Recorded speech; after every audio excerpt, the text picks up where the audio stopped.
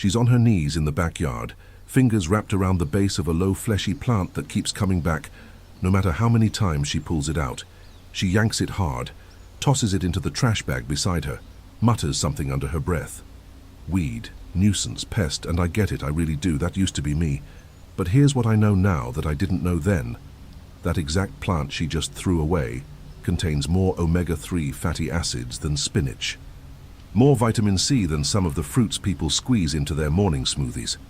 More antioxidants than several of the supplements sitting in her kitchen cabinet right now. That's not a metaphor. That's not an exaggeration.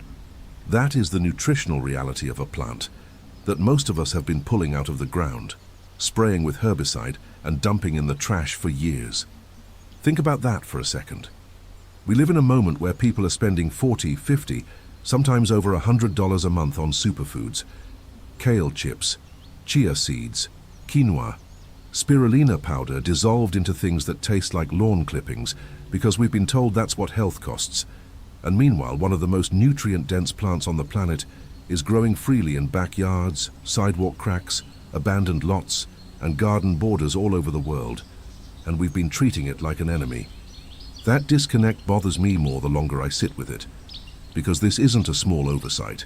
This isn't a fun little botanical trivia fact. This is a complete inversion of what we've been taught to believe about where nutrition comes from, what it looks like, and what it's worth. And once you see it clearly, you can't unsee it. Here's what I want you to understand before we go any further. The real problem isn't that people don't care about eating well. Most people care deeply. They read labels. They shop organic. They try new things. The real problem is that somewhere along the way, the idea of healthy food got completely separated from the idea of food that grows freely. We were trained, slowly, quietly, systematically, to associate nutritional value with price tags and packaging. If it doesn't come in a sealed bag with a certification stamp, it doesn't count. That training was enormously profitable for a lot of people. And it cost the rest of us something we didn't even realize we were losing. The plant we're talking about, purslane if you want to put a name to it, has been growing on every inhabited continent for thousands of years. It thrives without irrigation, without fertilizer, without any of the conditions we spend enormous energy creating for the crops we've been told to care about. It grows in the cracks. Literally, it pushes up through pavement. It spreads across dry, depleted soil where other plants give up. And that toughness, that biological stubbornness, is not separate from its nutritional density. It's the reason for it. When a plant survives extreme conditions, it develops compounds that help it do that. Antioxidants, minerals, fatty acids. These aren't coincidental features. They're the plant's survival strategy. And when we eat that plant, we get access to the same resilience it built for itself. But we don't know that. Most of us have never been told that. And that's exactly what this video is about. Not just showing you what purslane is, but showing you why this particular piece of knowledge was allowed to disappear, what it actually contains, and what it means for the way you eat starting today. Because once you understand the full picture here, the way you look at your yard, your kitchen, and your grocery cart is never quite the same again.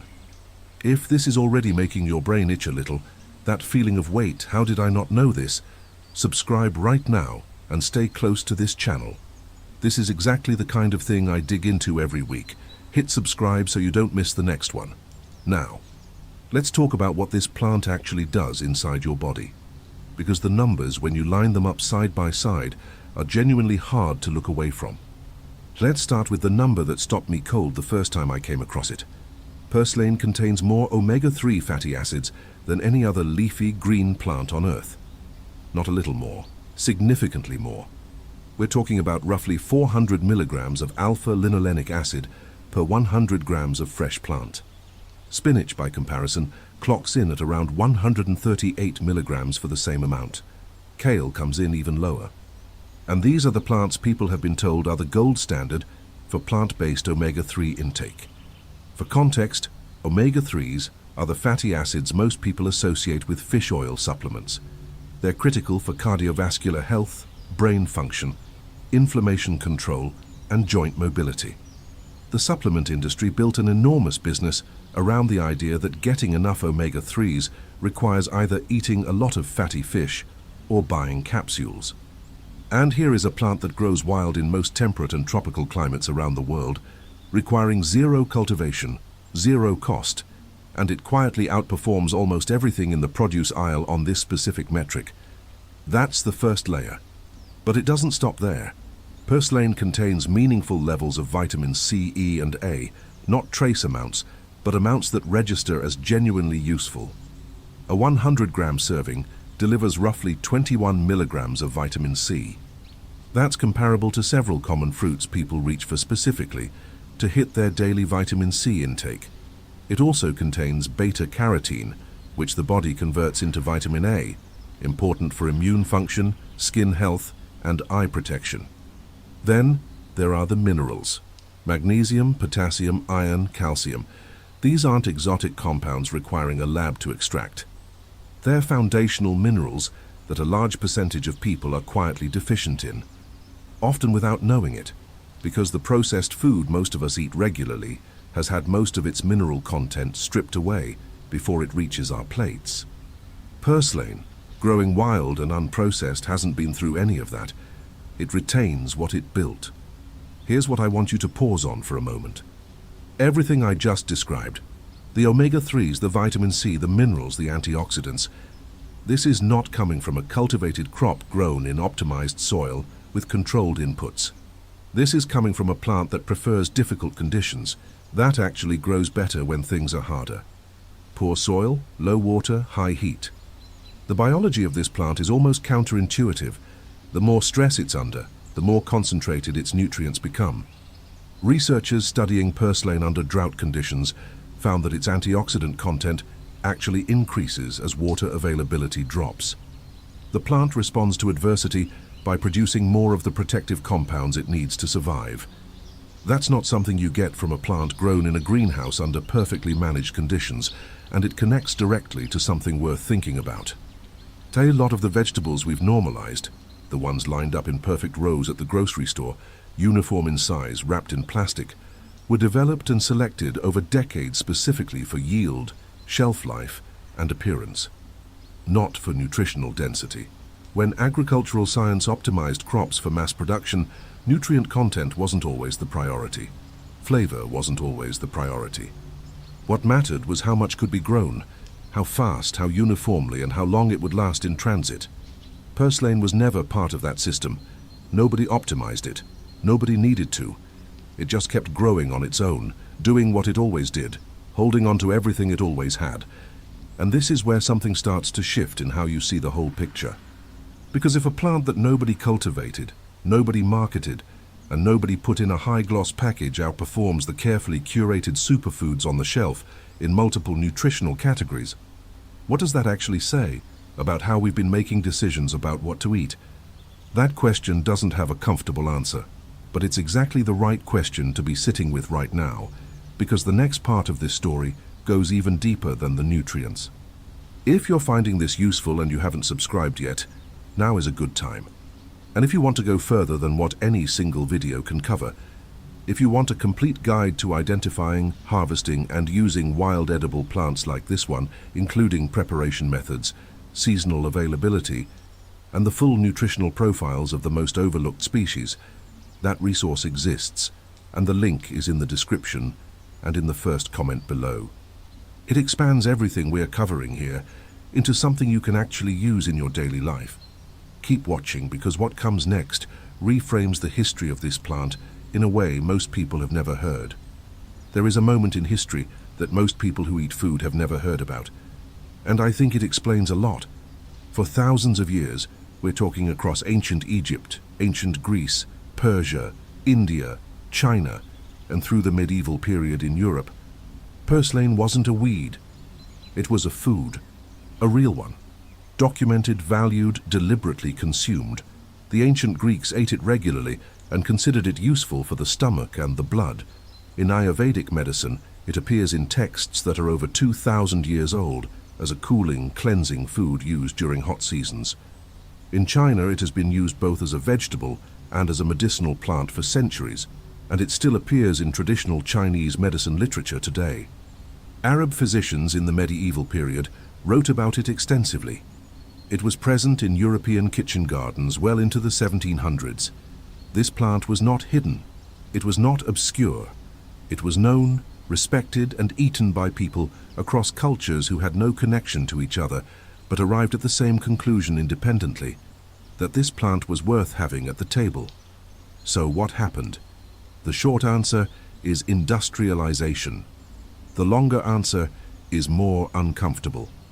When agriculture scaled up and food production became a commercial enterprise, the plants that survived were the ones that could be grown in volume, harvested mechanically, transported long distances without spoiling, and sold at a margin. Purslane fails almost every one of those criteria. It's delicate after harvest. It wilts quickly and doesn't ship well. It doesn't grow in neat, uniform rows that a harvesting machine can process efficiently. And critically, it grows for free, everywhere. You cannot build a supply chain around a plant that your customers can find in their own backyard without paying you anything. So it didn't disappear because it lost value. It disappeared because its value couldn't be captured and sold. And something else happened in parallel. As the food industry grew, so did the lawn and garden industry. Somewhere in the 20th century, the idea of a perfect yard became a cultural ideal in a way it had never been before. Grass became status. Weeds became enemies. And so herbicide companies, lawn care services, and gardening guides collectively trained an entire generation of homeowners to see any uninvited plant as something to be eliminated.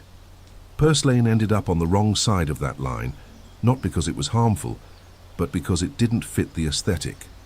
Here's what's striking about that. In parts of Mexico, purslane, called verdolagas, is still sold fresh at markets and used in traditional dishes alongside pork and chili. In Turkey and Greece, it remains a common ingredient in salads and cooked preparations. In parts of the Middle East, it's eaten raw with lemon and olive oil. In these places, the knowledge never fully broke. The connection stayed intact, and the people eating it aren't doing so out of nostalgia or novelty. They're doing it because it tastes good, and because the tradition of eating it never required justification. Meanwhile, in the United States and much of Western Europe, someone is paying $12 for a small bag of microgreens at a farmer's market, while the purslane growing in their front yard gets pulled and bagged every weekend. Now, here is where the cascade effect becomes impossible to ignore. Because it's not just purslane. This same pattern, nutritious wild plant, historically valued, quietly marginalized as agriculture industrialized, shows up again and again when you start looking. Lamb's quarters, which tastes like a milder spinach and contains more calcium per serving than milk. Dandelion greens, which were deliberately cultivated as a salad crop in Europe and the United States as recently as the early 20th century before being reclassified as a weed. Wood sorrel, chickweed, stinging nettle, which requires careful handling but delivers more iron than beef by weight. The pattern is consistent. Plants that grew freely, required nothing from us and fed people reliably for generations, got quietly replaced by a food system that needed us to be dependent on it to function. And the thing is, those plants are still there. They didn't go anywhere. They're still growing in the same cracks and corners they always occupied. The knowledge is what moved. The knowledge is what got lost, generation by generation, as the connection between food and the ground beneath our feet was slowly replaced by the connection between food and a store shelf. If you want to go deeper on this, if you want to know which other wild edible plants in your region are worth paying attention to, how to identify them safely, what they contain, and how people around the world have been using them for centuries, everything is laid out in a complete guide linked in the description and in the first pinned comment below. It covers identification by season, harvesting, preparation, and the full nutritional breakdown of each plant. It's the kind of resource I wish I'd had when I first started paying attention to this. Keep watching, because what comes next is the part that most people get completely wrong when they first try to use any of this. I know what's probably happening in your head right now. Some version of, okay, this is interesting, but how do I actually do anything with it? And honestly, that's the right question. Because this is exactly where most people stumble. Not because the plant is complicated, but because there are a few very common mistakes that turn what should be a simple, practical addition to your life into something that either doesn't work or, in the worst cases, goes sideways in a way that puts you off the whole idea permanently. Let me walk you through them. The first mistake is the most dangerous one, and it has nothing to do with purslane specifically. It's the assumption that confidence equals accuracy when it comes to plant identification. I've seen people online post photos of plants they were absolutely certain were purslane, the thick stems, the small oval leaves, the slightly succulent texture, and they were looking at something else entirely. Spurge, for example, is a common plant that grows in similar conditions and can look superficially similar to purslane at a quick glance, especially when small. The difference matters. Spurge is toxic. Purslane is not. But if you're moving fast, not paying close attention, not knowing exactly what you're looking for, that distinction can slip past you. The fix is simple but non-negotiable. Learn the specific identifiers before you eat anything. Purslane has thick reddish stems that are smooth and succulent. The leaves are paddle-shaped, fleshy and slightly glossy. When you break a stem, there is no milky white sap. That milky sap is the clearest sign you've got spurge, not purslane. The taste is mildly tart and lemony. Take your time with identification. Use multiple reference sources. If there is any doubt, don't eat it. This isn't a reason to be afraid of foraging. It's a reason to be a careful forager. Those are very different things. The second mistake is harvesting from the wrong locations. And this one is surprisingly easy to overlook because purslane grows so readily in urban and suburban environments, which also happen to be environments that carry contamination risks. Roadside soil can contain heavy metals from decades of exhaust and runoff. Old residential properties sometimes have lead paint contamination in the surrounding soil. Areas near railroad tracks, industrial zones, or properties with unknown chemical histories are not safe harvesting grounds, regardless of what's growing there. The plant may be clean on the surface while absorbing compounds from the soil that you don't want in your body. Stick to areas you know, your own yard, a friend's garden, rural land far from traffic and development. When in doubt, grow your own. Purslane grows easily in containers with minimal care, which gives you complete control over the soil it's grown in. The third mistake is overcooking it. Purslane is high in water content and cooks down very quickly, faster than most people expect. A handful of fresh purslane in a hot pan is reduced to almost nothing in under 2 minutes if you're not watching it. More importantly, prolonged heat degrades the omega-3 fatty acids and vitamin C that make the plant valuable in the first place. The best applications preserve most of those nutrients. Eaten raw in a salad with olive oil, lemon and a little salt, it's genuinely delicious, slightly crunchy, mildly tangy, substantial in a way that lighter greens aren't. A quick sauté of 30 to 45 seconds over high heat preserves texture and most of its nutritional profile. Added raw to a smoothie, it blends almost invisibly. Folded into a cold grain bowl at the last moment. Stirred into a soup just before serving off the heat. The plant rewards restraint. The fourth mistake, and this is the one most people don't see coming, is treating purslane as a novelty instead of a staple. I've watched people discover it, use it enthusiastically for 2 weeks, and then drift back to their usual routine because it felt like an experiment rather than a real shift. The value of this plant isn't in tasting it once or using it occasionally as a garnish. The value is in replacing a portion of the expensive packaged greens you're currently buying with something that either grows freely around you or costs almost nothing to cultivate yourself.